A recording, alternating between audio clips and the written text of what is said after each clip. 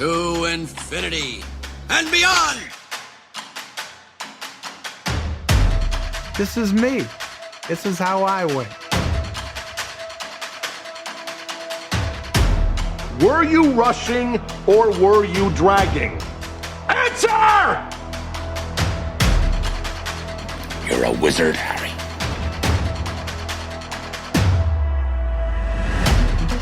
Say what again? Say what again? I dare you. No, I am your father. Hasta la vista, baby. Are you not entertained? Are you not entertained? And here we go.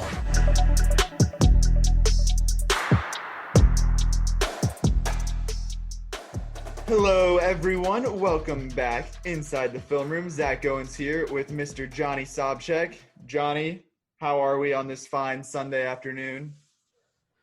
I'm doing pretty well, dog. I'm doing pretty well. Busy. I guess it would be the theme of the last week or so. That's exciting. That's good busy, though. It's good Yeah. to be busy watching movies and watching TV and reviewing stuff and doing interviews and keeping yourself busy on the film reporter grind. Yeah, man. Yeah, it's what I live for. It's my passion. How have you been? I've been good. I have some thrilling news that I'm going to join Johnny in the Vax Club tomorrow. Knock on wood. I've got my appointment. I've got my confirmation. So barring some divine intervention to keep me from getting it, by the time you all are listening to this, I will be one shot in to a vaccination. So we'll see how that goes. And then if my timeline is correct, getting the first dose on the 15th, and then 2 weeks after that, getting the second one. I should be locked and loaded, hopefully, by the time old Godzilla vs. Kong rolls around into IMAX. Yeah, hell yeah. Yeah, it's exciting. We're getting there. It's like, I think we just crossed in the United States like 100 million vaccination shots, like doses. So, Everybody should be good by May. That was news this week. So everybody should be available to have it, not vaccinated, but able to get it. So eligible, yeah. So we are at the finish line. We can't trip now. We've got maximum of like 40 days until everyone is good to go. So yeah. But yeah, so the summer, the movie slate, it's looking juicy. Let's just say that, Zach. Black Widow, baby, kick things off May 7th. Yeah, man, that could genuinely be quite the coming out party. Well, what else has been going on other than what have we been watching this week? Any exciting rewatches or first time watches? Yeah, so we got some great cinema going on over here in this neck of the woods. Yours is very well. I guess you have a good blend here. Yeah, so I revisited Carol, Todd Haynes' film, for the first time in about 3 years. Only my second watch, but the first time I thought it was great. I really, I liked it a lot. I watched it on like a laptop, and it was like, I don't know. It was just kind of an offhand like experience, I suppose. And then this time I was like, okay, I'm kind of itching to like rewatch this, and I watched it like on an actual TV and whatnot. And I don't know what it is. I mean, 3 years is quite a while, especially when you've been going through, college and whatnot. But I mean, it really like quite floored me this time around. I haven't seen that. That's Cate Blanchett, right? Yeah, Cate Blanchett and Rooney Mara. And it's just like a beautiful, unbelievably well-crafted film. Not just formally, but like the writing. It's based on a novel from the 1950s, and but the way it was adapted was just done very well. And yeah, it's great. I mean, if you haven't seen it, highly recommend checking it out. One of the best films of the last decade for sure. And it's also a great Christmas movie. So I realize it's not Christmas, but if anyone maybe wants to put it off till the end of the year or something and is thinking about that. You should definitely give it a try. You and then also on the visited something, not as prestigious.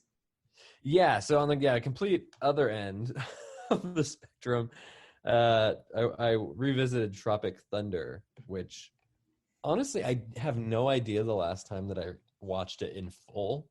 I've seen basically all of it, maybe not beginning to end, perhaps, but I have seen the entire film previously, and it's 2008 seems like a very, very long time ago from now, and it's just it's a hilarious, like, farcical kind of action adventure comedy, and it's just so over the top offensive.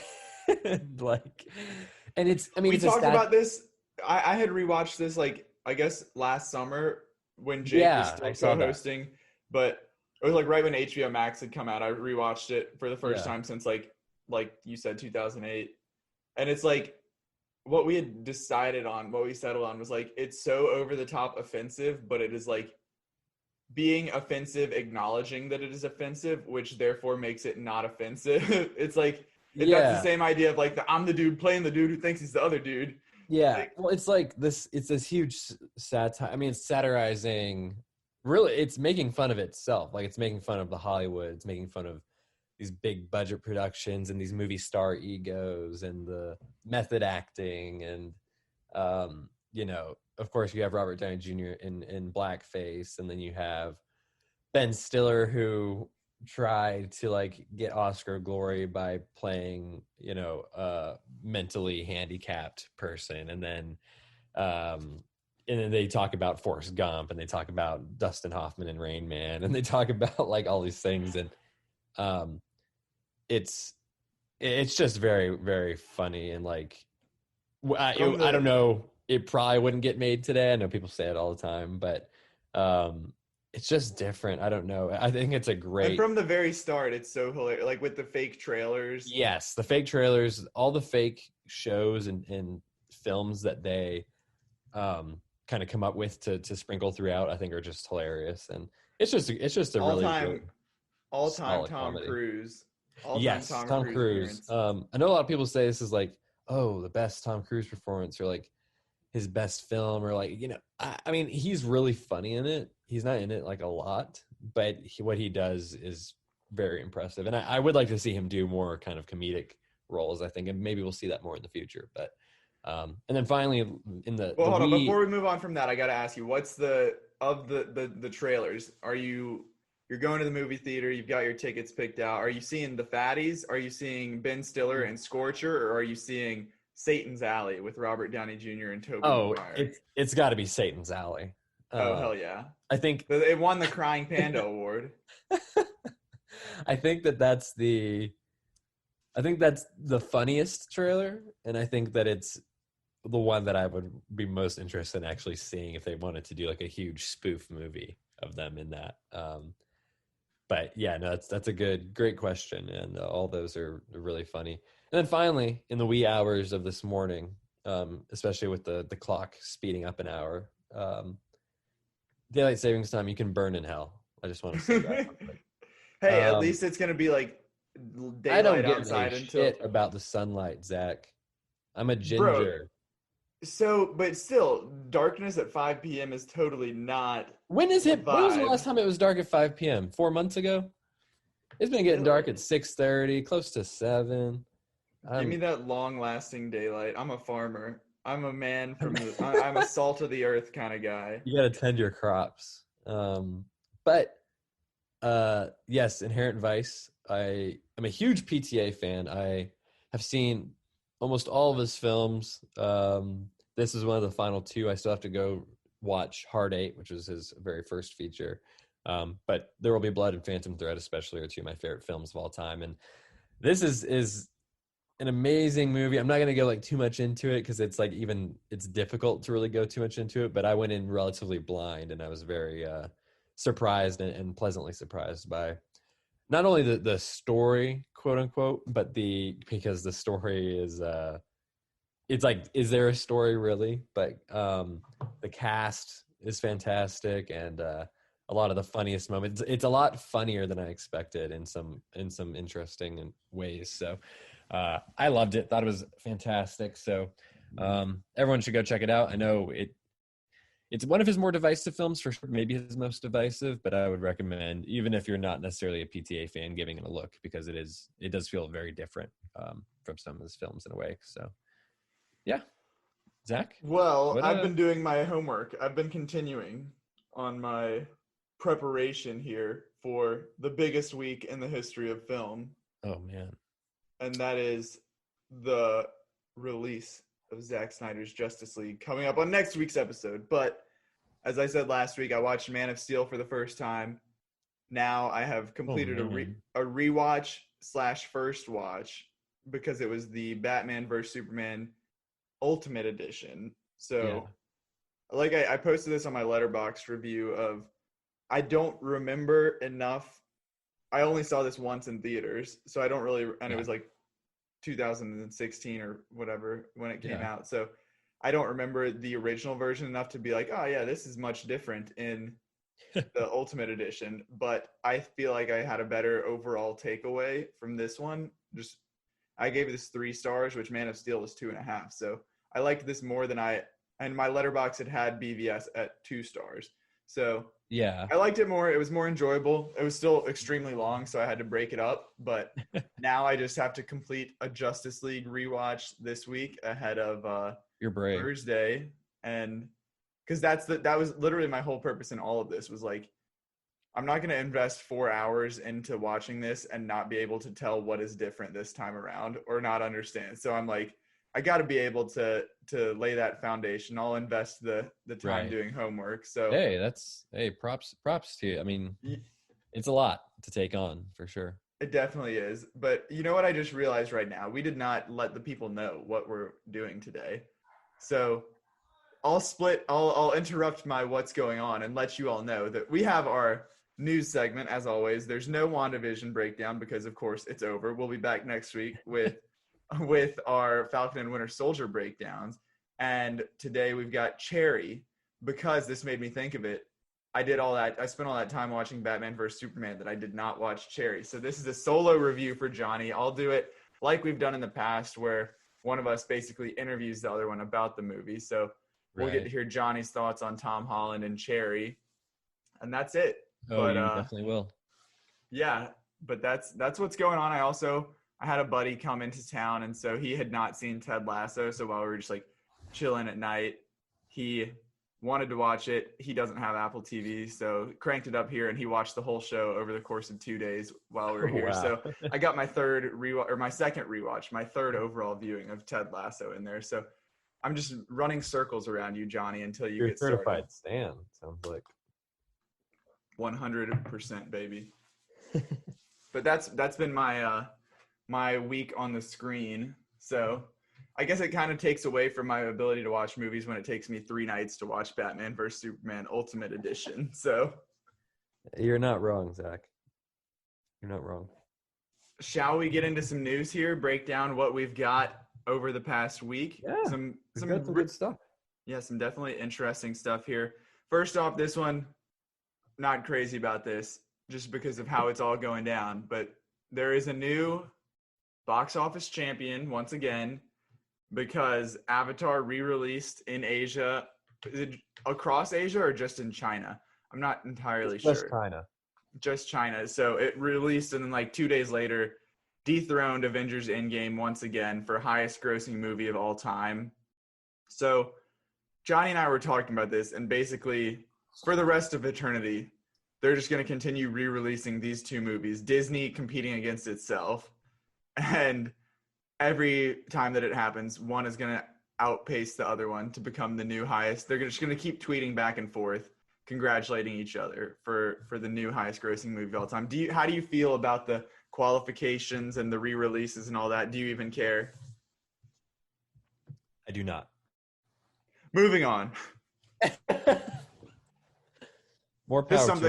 Just something worth noting. Not anything that we need to dive into, but you know, as big of a deal as it was when Avengers broke it the first time, I feel like we had to throw that in there. But this one, way out of nowhere, absolutely insane.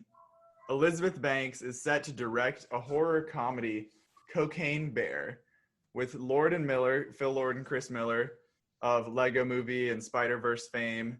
They're producing, so the film will follow a real-life story of a bear who consumed 70 pounds of cocaine that was dropped by a smuggler. What do you make of this, Johnny?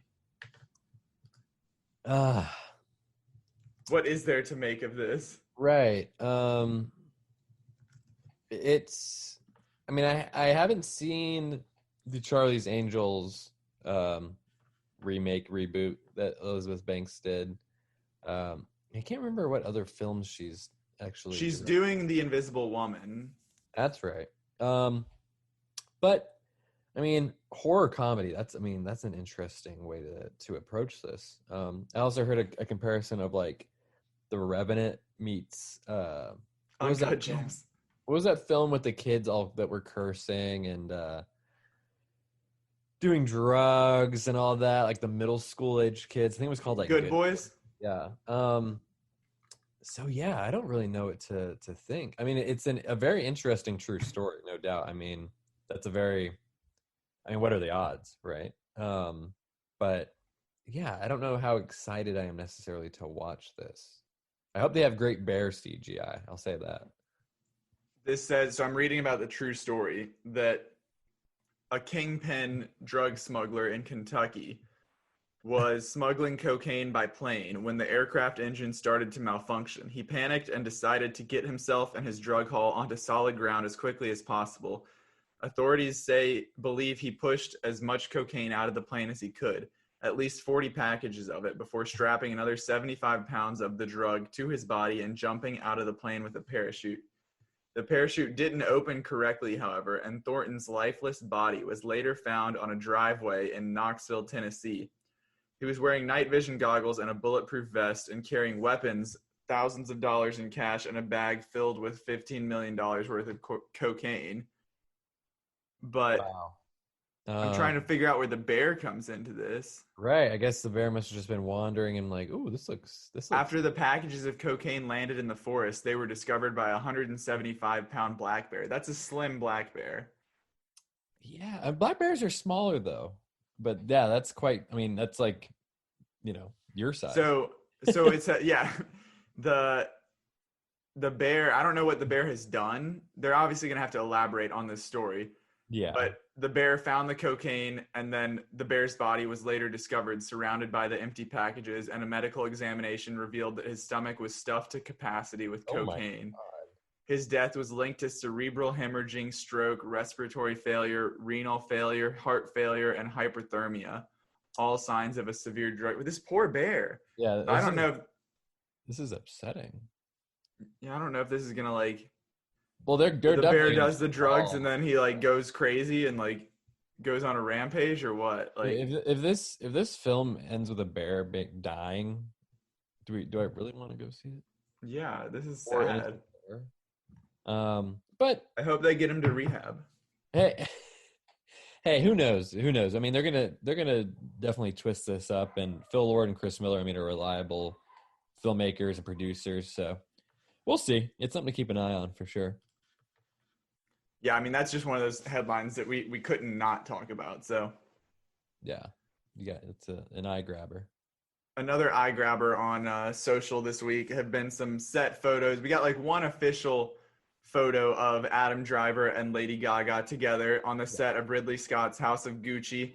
And then we have some like, I don't know if it was like press photos or just leaks or what, but different ones. Her feeding him a sandwich, just some other little tiny teases of what's to come. Not much really to go off of here, but thoughts on this pair. And I know you're big on Ridley Scott and the next 3 movies he's got lined up.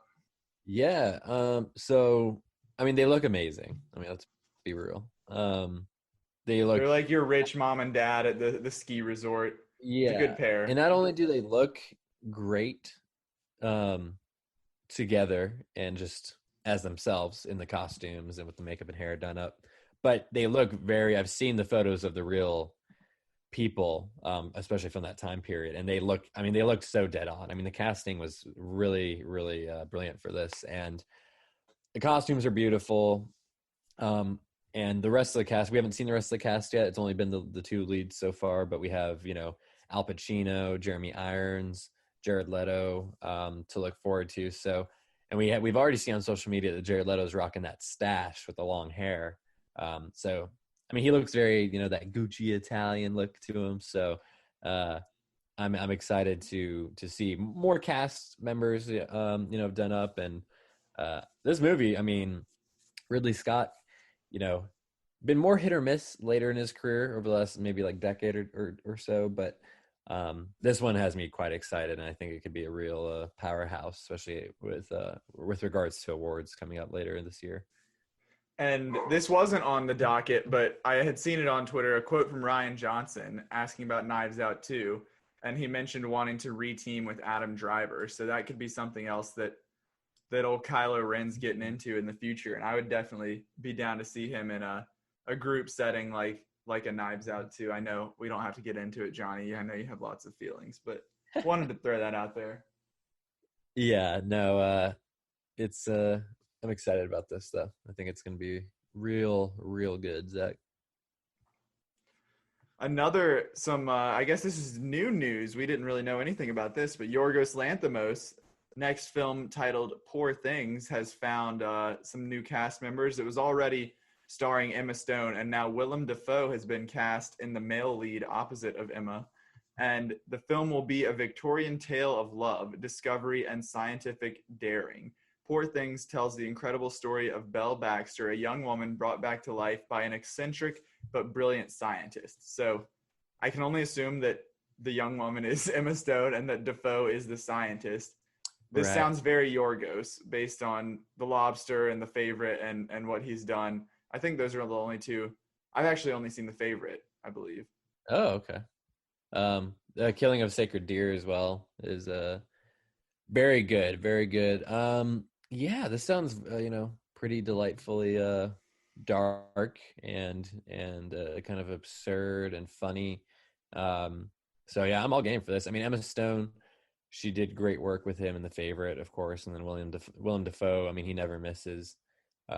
So I think seeing those two, her working with Lanthimos again, and then Dafoe actually teaming up with him for the first time will be a very good match. And I mean, who knows who else might be cast in this, but I like this concept, and I think it should be pretty interesting. I don't know if this is necessarily, because of course The Favorite was a huge kind of awards darling. Olivia Colman won best actress at the Oscars for it, and the other two were nominated as well, Rachel Weisz and Stone. So who knows if this is going to be, I suspect this will be more in the vein of The Lobster and Killing of Sacred Deer, and maybe less accessible, for lack of a better word, than The Favorite. But yeah, I'm excited. I mean, more Lanthimos is always good. I think he's one of the most interesting and unique voices in film right now. So I mean, The Favorite came out 2018.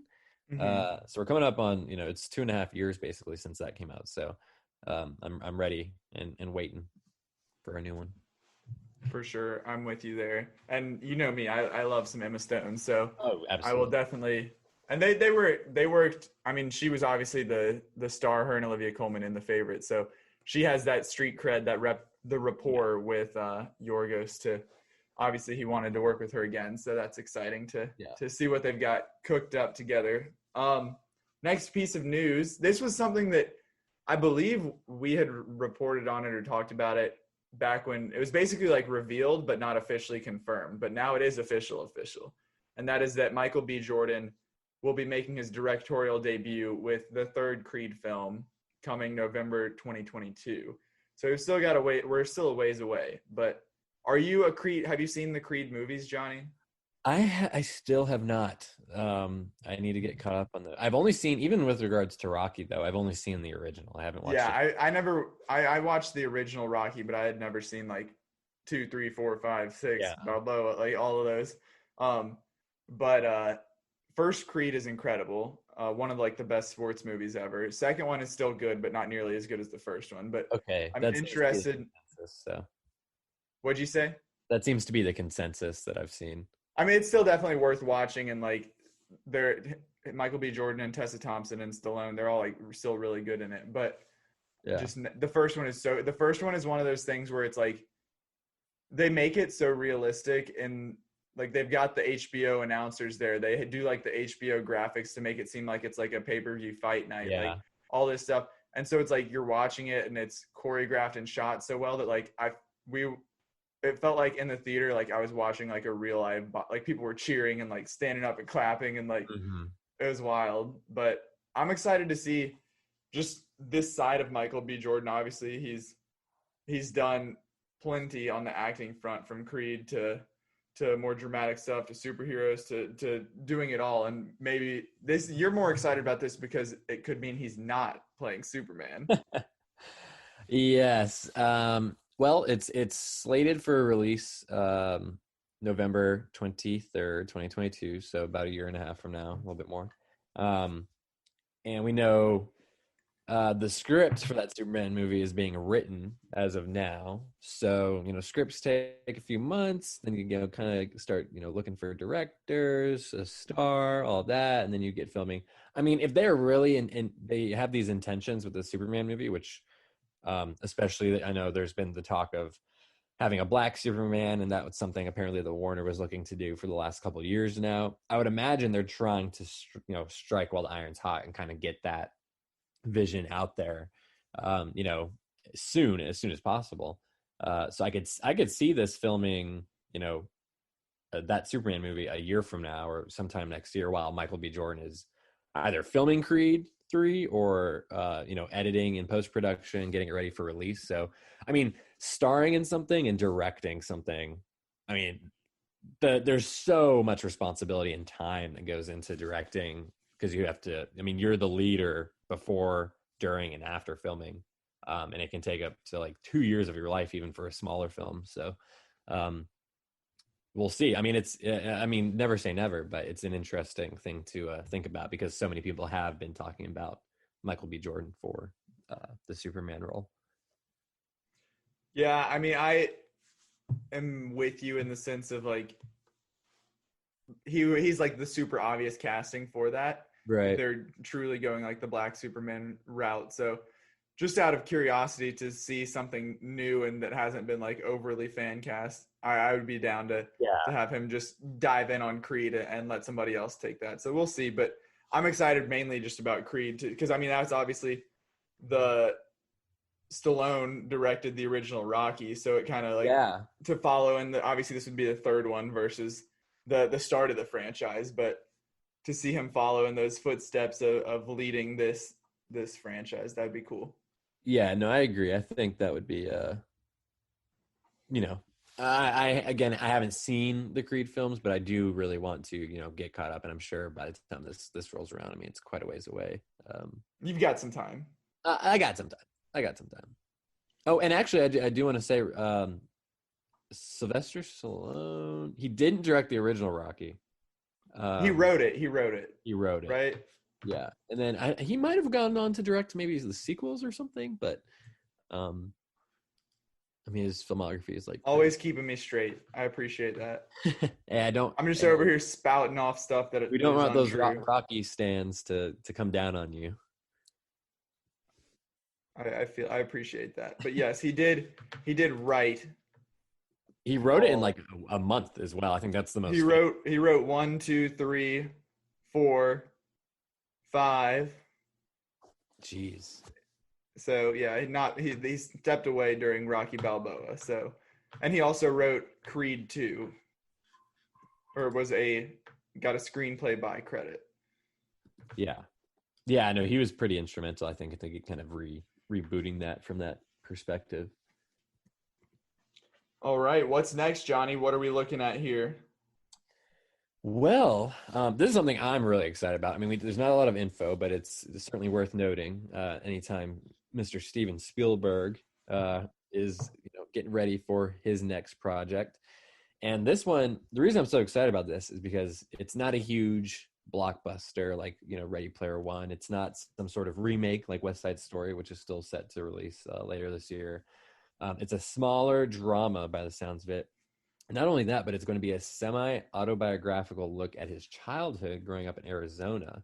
And the big key here, as far as talent goes, is Michelle Williams is in negotiations to star in the role inspired by Steven Spielberg's mother. So, I mean, this sounds really quite something. I mean, I feel like when directors, especially the most famous ones, tap into their personal life and their kind of history, I think that's always kind of interesting and exciting and can lead to some really great art. So I know, we have to see who they cast as the kids and who they cast as the role inspired by, Spielberg himself. But I imagine this will be set probably in like the 50s in Arizona, because that was around the time that he was a kid and growing up.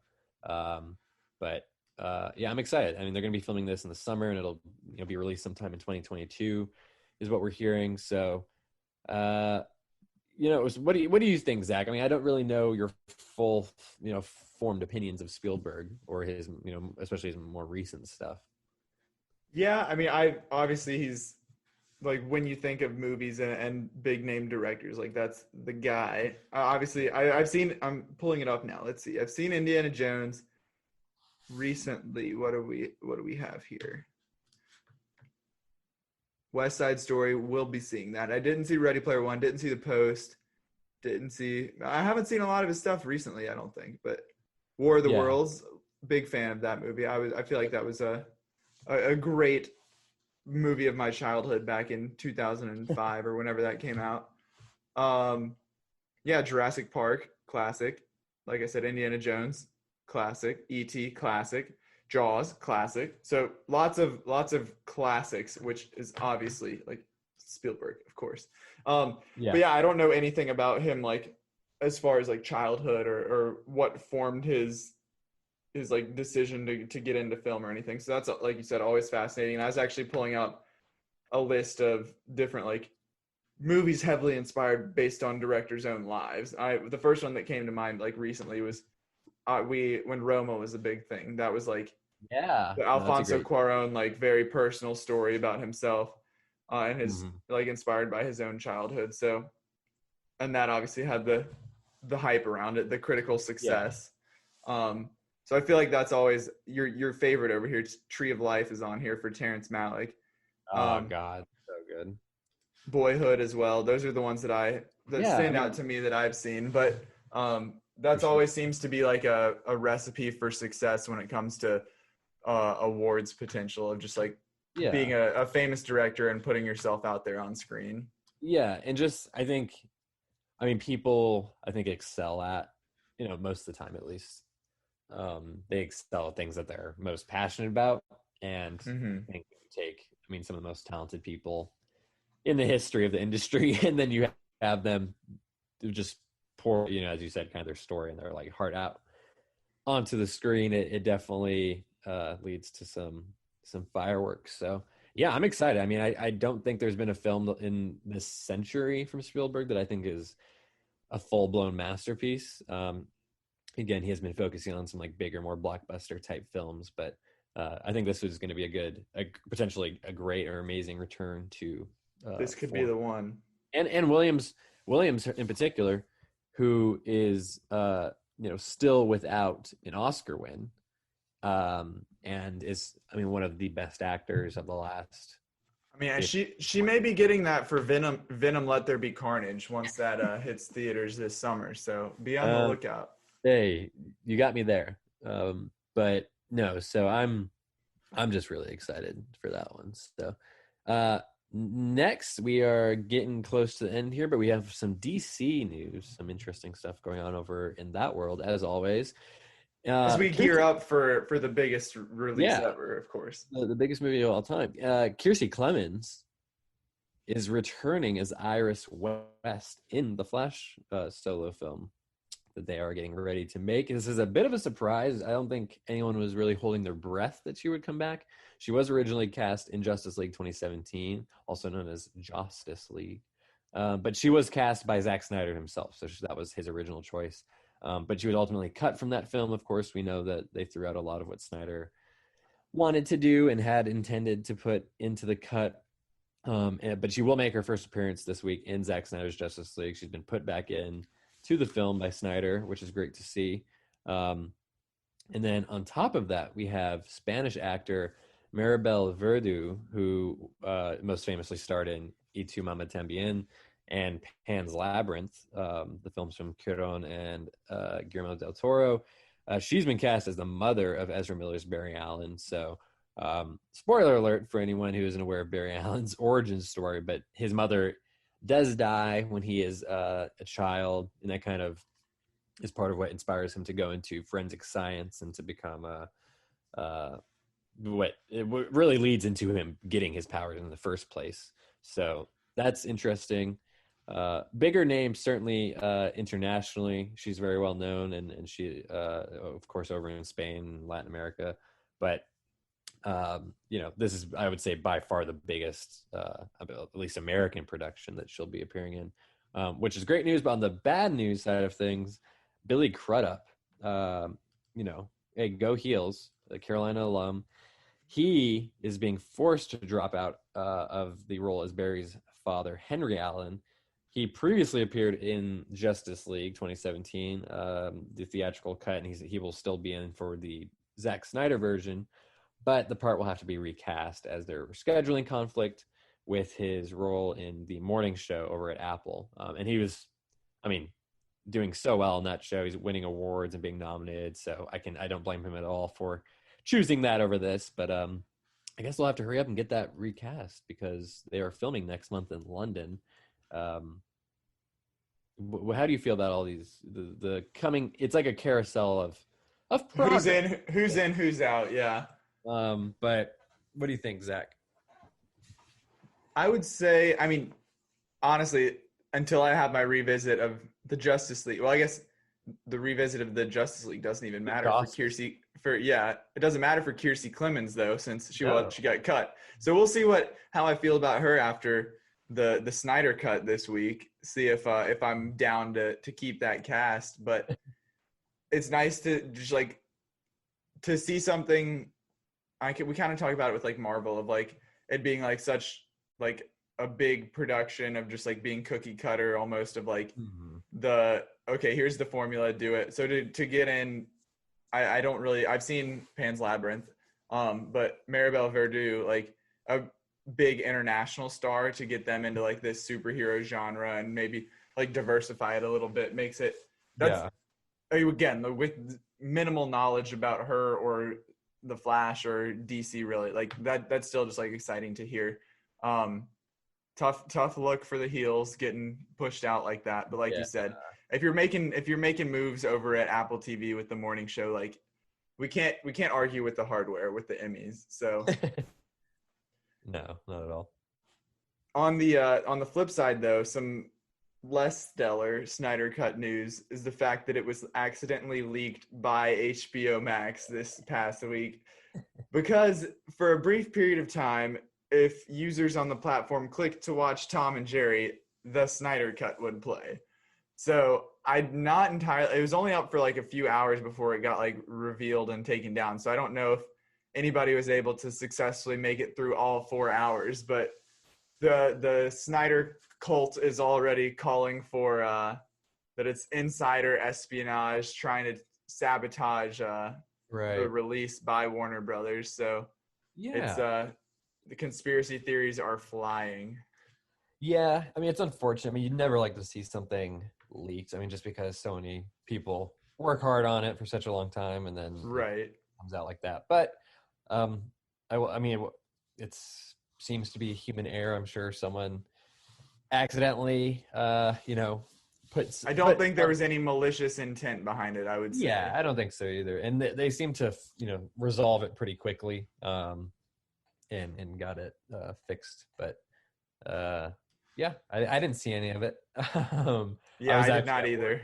Going down, so but I think if anything, it just got more attention on the film and got people more excited by the people because anyone who saw it, it sounded like they were at least from what I saw, they were pleased with it. But yeah, that's I mean, what else would you expect from this Snyder cut at this point? Yeah, that is a anything that just can't happen. in the saga of this, that's hysterical. That's how this is gonna come to an end.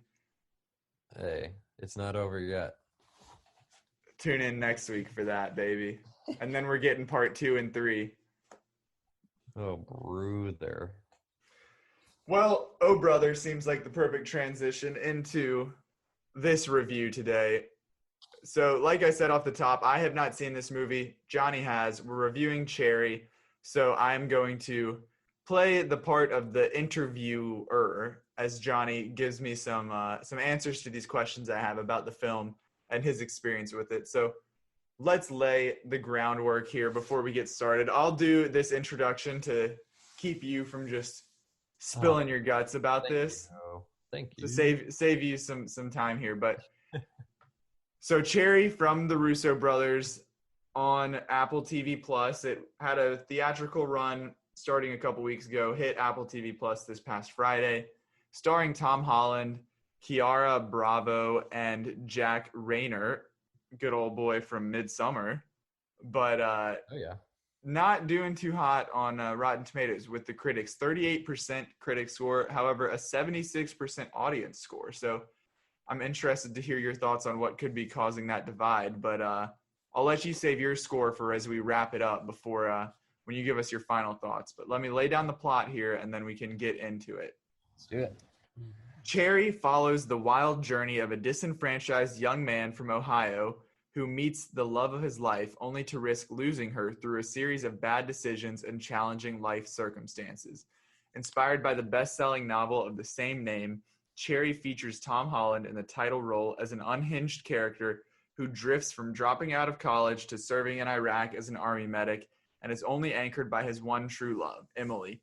When Cherry returns home a war hero, he battles the demons of undiagnosed PTSD and spirals into drug addiction, surrounding himself with a menagerie of depraved misfits. Draining his finances, Cherry turns to bank robbing to fund his addiction, shattering his relationship with Emily along the way. Brought to the screen in bold, gritty fashion by visionary directors Anthony and Joe Russo, Cherry is a darkly humorous, unflinching coming-of-age story of a man on a universal quest for purpose and human connection. That's a lot. There is a ton going on there. So straight off the bat, let me know, Johnny, what works here, what doesn't work here, what are your general thoughts? Oh, man. Not good. It's not good, Zach. That was my fear. That's my general thought off top. It's kind of hard to even really surmise why this is so bad or what they were thinking. Is it okay? You said so is it not good or is it bad? No, to me, like bad is like actively bad. Not good is like, it was like mediocre, not great. But so this is bad. It's terrible. Yeah, it's terrible. It's not just bad. It's terrible. It's because the Russo brothers, I mean, I love their Marvel movies. I mean, I think the all four of the ones that they did in that franchise, from the Winter Soldier to Civil War, and then of course Infinity War and Endgame, I mean, those are all, top 5, top 7 from that franchise. Mm-hmm. And I just can't figure out what they were thinking. And it's not only the fact, because I was thinking about this while I was watching the film, because I hadn't really considered it yet. But it's one thing to mess up, during the actual filmmaking process and be like, okay, well, let's try some stylistic things, and it might hit or miss, but we're just going to do them anyway, because there's a lot of stylistic choices in this that are puzzling at best and downright horrendous at worst. But this is based on a novel, and the Russo brothers were quite taken with the novel. Of course, they paid $1 million for the rights to it. They were passionate about it. They went out and made the movie, and of course, a lot of the dialogue is taken directly from the novel. This story is of course lifted from the novel, And I'm just thinking what I was thinking, and what struck me, I was like, okay, I don't know what's worse, the fact that they made it this way, or the fact that they were even taken with the novel in the first place. Because the writing is so bad, the characterizations are so bad, so loose.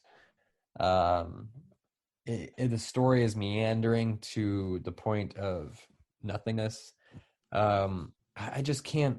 It makes me question so many things about like just what would prompt someone to be. I don't know, to just get so passionate about this particular book, and to kind of go out there and really. I mean, they swung for the fences with this. I mean, there's no question. It's almost 2.5 hours long. Um, Shifting aspect ratios, a variety of different colored like filters that they throw on there. And Tom Hardy. I mean, not Tom Hardy. Tom Hardy would actually be a better fit for this role probably. But Tom Holland, I mean, he's going for it. I mean, he's not holding back. He's really committed. And it makes sense. I mean, he's worked with the Russos several times now. I'm sure he feels comfortable with them, and he's not. I mean, there are times where he's bad, but I feel like he's putting in so much effort that I can't really fault him too much. But then even just the rest of the cast, like, is it Kiara Bravo or is it Sierra Bravo? I am not sure. I just said I'm gonna go ahead and call Kiara. it Sierra Okay. or Miss Bravo. But she and Jack Raynor, I mean, I really like Jack Raynor and Midsommar, of course, who played a wonderful asshole. And in this, they both they just feel flat. I will say, Bravo in particular, though, I have not seen her in anything else. I never heard her in interviews or anything. But her acting and even the sound of her voice in particular, the tone of it, the pitch and everything, I swear it was a dead ringer for Zendaya, which is interesting because They just wanted to reunite the Spider-Man crew. yeah, of course they're together in the Spider-Man movies, but yeah, I was like, I feel like I'm watching Euphoria at sometimes when I hear her voice, and just of course they're doing drugs and all these other things, but yeah, I just at no point of this. I mean, I'll give it some credit. I don't think it's the worst movie I've seen all year. I think it's a hair better than Tom and Jerry.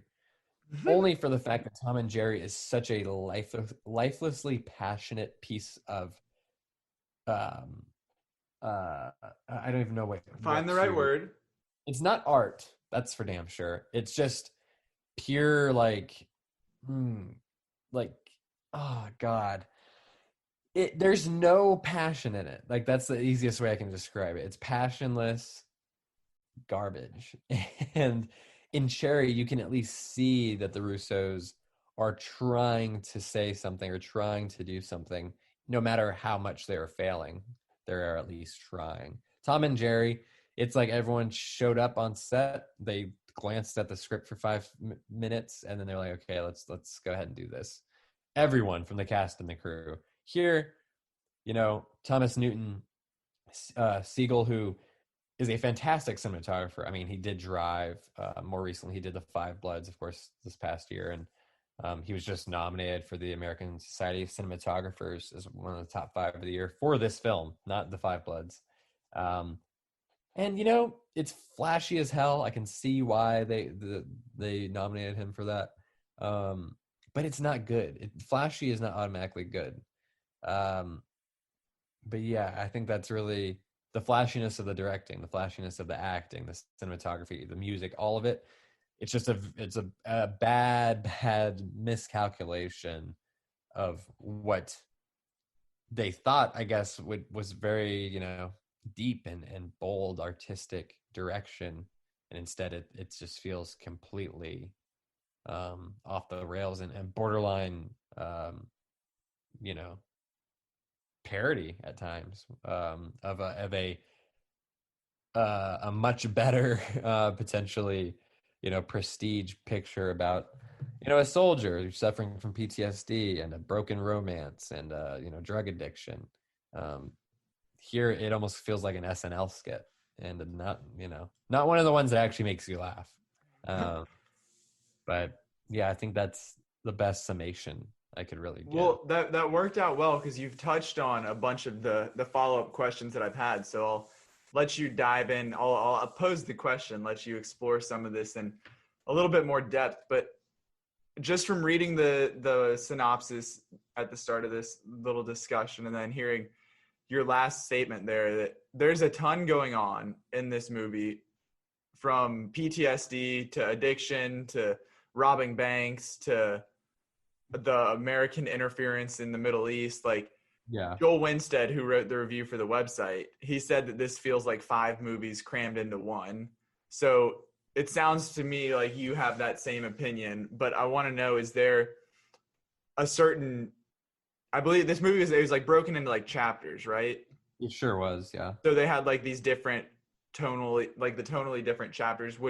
Is there a certain That's a bold. chapter or two that it could have focused in on more and been more effective or even like good? I really, I really don't think so, to be quite honest. Because there was no real chapter that struck me as being like, okay, this is the best one, or this is the story I want to see. I'm glad Right. that more of this, or I would like to see more of this. It was just all not very good, and I don't even remember. There's a prologue, there's an epilogue, there's a chapter called Cherry, there's a chapter called Dope Life. Hell yeah. It's it's just kind of laughable, honestly. I'm sorry. It's not, I don't know. I think this novel was very I think it was well received. I mean, it sold well. Of course, it's been picked up for this movie deal. But if this script, if the writing here is directly picked up from that book, I mean, it's bad. It's not good. I mean, I sent some quotes that in the group chat as I was watching it. It's just bad. Yeah. Well, that's unfortunate to hear. I was hoping there'd be like, oh yeah, at least one of them was decent, but I'm sorry for your it was 2.5 hours of investment. But you mentioned the Russo brothers, and obviously we all love the Captain America movies and the Avengers Infinity War and Endgame. Like, this is based on their like directing resume. They had their history in TV and then basically got their big break with Marvel, and then this is their first real like post Marvel exploit. And so do you think that is some of the, whether it's the runtime or the tones or trying to tackle serious subject matter, like are they trying to like establish themselves as we do more than just superheroes? Because like they've produced a lot more, but Yeah. in directing, what do you think? It's just like a overly ambitious attempt to try and like classify themselves as more than just superheroes? And then also follow up, does this make you more nervous? Like, I know we're excited for the Gray Man. Yeah. Do you have any doubts now after seeing this, or are you still all in on that? I'm pretty much still all in on that, just because the comparisons have been made of the Gray Man to something more like the Winter Soldier, a spy action thriller. They've shown they can do that and do it well. And I just think that they approached this kind of low-key drama in a much more kind of like awards baity kind of way. I think on the blockbuster side of things, they can still produce and still make something that is going to be good, not bad, and enjoyable to watch, and artistically, full of, has some artistic merit. I think they're still cut out for the non-MCU life. I know I've seen a lot of people saying, "Oh, they are actually bad filmmakers, and they need the Marvel machine to tell them what to do and how to, make it happen." And I'm not trying to claim that, the MCU is like high art, or that their MCU films in particular are like the greatest films ever. I do like them a lot, and I think they are really great, well-made superhero movies and action films. But Potentially, I think maybe they just got a little, you're coming off making the biggest movie of all time. Maybe they got a little too confident, a little too full of their own, mojo, and thought, hey, let's just go, let's just, be really just artistic as possible. Because I think when you're coming from that studio kind of restraint and you're kind of directed to do certain things and not to deviate too much from that kind of format. And then you get such freedom. I think I could see why they might have gone overboard and really just experimented with some things. And, hopefully Cherry is just well, I don't think it's a success in really any respect. I think if nothing else, it can be a good lesson for them to learn and be like, okay, this didn't work. Some of the ideas we had didn't, pan out, and people weren't, responsive to them. And let's just, try to not do those things next time, and then take some of the good things that we tried to do or, did do, and use those as kind of stepping stones. But I think I'm still excited for The Gray Man. I don't think we need to, sound the alarm. Don't sound the alarm yet. Yeah. Yeah. I don't think they need to be like kicked off of the project or anything like that. But, I think that The Gray Man now, there's immense pressure on them and that film now, because this is just a flop of pretty epic proportions. So I think The Gray Man is, they're starting to film that, like, I think next month, or later this month. So yeah, the pressure's on for sure. Well, turning to the acting side of things, I feel like this has been, whether it's The Devil All the Time last year or Chaos Walking last week, or now this, Tom Holland still trying to prove himself really as like a non-Spider-Man dramatic actor. Correct. And at least I haven't seen Chaos Walking, but again, Joel reviewed that one and said that he was good in it and that the movie itself was like, but in The Devil All the Time, like, there was no hesitation that Tom Holland was giving it all he's got and was doing pretty well. That couldn't save the whole movie. It seems to be the same thing here as well. Is that correct? Yeah. It's so tough. I think he's much better in The Devil All the Time than he is in this.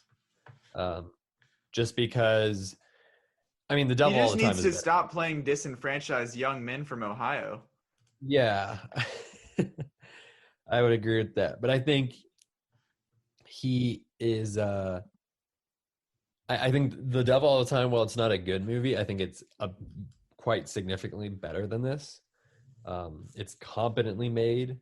And he is committed. He's trying, and I think he's succeeding more in that movie than he is in Cherry. And I think a lot of that, I think you could attribute to the direction or maybe the script. Because here the dialogue is just so bad. It's just, how can you can only do so much with it. You know what I mean? And same with the direction. You just kind of have to go with it and try to make it, the best you can. But Tom Holland is talented. I don't think anyone would question that. He's a fantastic performer. Yes, he's being kind of pigeonholed into the superhero realm. And I think he's, he wants to break free from that to an extent, even though he loves playing Spider-Man and is fully committed to doing that. I just think he needs to pick better scripts, and he needs to pick better filmmakers to work with. I think, there's been a lot of talk about, comparing him to other actors. I know Christian Bale is one that I've seen tossed around a bit, because Christian Bale also started as like a younger child actor like Tom Holland, and then he chose some bolder projects, and he became a little bit more well known, and then of course he took the Batman gig, and that made him a superstar. And then he still managed to do prestige films in between, and then in his post Batman life he's been doing well too. Christian Bale did, I think he did American Psycho when he was like 25, so a little bit older than Tom Holland is right now, even though he turns 25 in June, so clock's ticking, I guess, on that respect. But I think if you want to compare him to like someone like Timothy Chalamet, I don't think there would anyone. I mean, I'll ask you right now, Zach. I mean, who has the better filmography at this point, Tom Holland or Timothy Chalamet? Gotta go Chalamet. Yeah, I mean, he was the youngest, Best Actor nominee in like 80 years or something. He's got Call Me by Your Name. He's got, even in his smaller roles, Interstellar. He's in that. He's got Dune on the horizon. Beautiful He's boy. got he's worked with, and that's the thing too. It's not just the projects necessarily, whether they're good, bad, or otherwise, but the filmmakers that he's choosing to work with, regardless, I think offer, more opportunities and more challenges. Greta Gerwig with Lady Bird and Little Women, just as one example. I think that is something he's done that Holland has not. And I think, of course, hey, Chalamet was almost cast as Spider-Man, if he had gotten it and Holland hadn't, who knows where they would be. But fact is, Holland is Spider-Man. He's going to be Spider-Man for a long time. He's not working with a Wes Anderson type. He's not working with a Denis Villeneuve type. And that's what he should be, looking at when he can get away from the MCU. For those months or a year at a time. Mm-hmm. But yeah, I don't think anyone should be, raining on his parade necessarily, or like poo-pooing the fact that, oh, he's Spider-Man, he's MCU. Like he has the ability. He just needs to get out there and choose some better things and some better people to collaborate with. I think. I know he's, of course, very loyal to the Russos, and he's said in an interview recently that he wants to work with them forever, and almost like who knows how long the Russos are going to be around, at least on the directing side of things. But I think the more he can diversify his collaborators, the better, for sure. Right. Well, my final question here, you touched on it with the cinematography, the awards that were given, or the nominations. Anything from a technical standpoint here that's worth any redeeming qualities, or should we just wrap it up here? No, this is bad. It's not good. There's, again, I know Newton Thomas Sigel got recognized for it just this past week, and everyone was like, "Oh my god!" Like kind of blown away and surprised, and they should have been. I mean, this is not, the cinematography is not good, even if it's flashy and does a bunch of different things crammed into one movie. But no, there's really nothing about this that I can say is like good. Like there's nothing I'm like, wow, that was well done. Like I think I like how they did that. It was pretty much all a mess. Love to hear it. That's what you love to hear after investing 2.5 hours into a movie. I appreciate your sacrifice, Johnny. Final score. What are we giving out to Cherry? I mean, on Letterboxd, I gave it like a light 1.5 stars out of 5, closer to a 1 than a 2. And maybe like a 20 or 25 out of 100. Okay. It's real bad. I would avoid this pretty much at all costs. It's not worth watching for Holland. It's not worth watching for the Russos. There's no awards season reason to watch it, really. And Zach, you should I catch up? Should I catch up? You put us on this on us to watch this, and I did my part, and you got off scot-free. I let the team down. I'm sorry. Let's just acknowledge that I took one for the team. And I said last week, or I think it was last week, Tom and Jerry, a couple weeks ago now probably, but like I don't want to see a film worse than Tom and Jerry this entire year. You got awfully close. And it's awfully close. I would say I think Cherry by a hair is better, but it was a close call, I think, no question. Well, I appreciate your sacrifice, and I appreciate everyone who's tuning in. Can't do it without you. And I promise that next week we will deliver with both people having watched the movie, so we can have a great discussion. Oh, yeah, there's no doubt. I mean, this is Zack Snyder's Justice League, baby. It's coming down the pipe. 4 hours, load up, get your snacks, hunker down, because it's coming. And we're excited to share our reactions with you and our thoughts, and we want to hear those as well. All of our social media, on Twitter, Instagram. Check us out on TikTok. Give us a like on Facebook and subscribe on YouTube, where we post all of our podcast episodes in their entirety. You can find those accounts at Inside Film Room. And while you're at it, be sure to subscribe, rate, and review wherever you get your podcasts. We're on Apple, Stitcher, Spotify, YouTube, Google, Amazon, anywhere you can listen. You can find us there. And like Johnny said, come back next week. Zack Snyder's Justice League. We are releasing the Snyder Cut. Let's find out what it's all about. We'll see you then.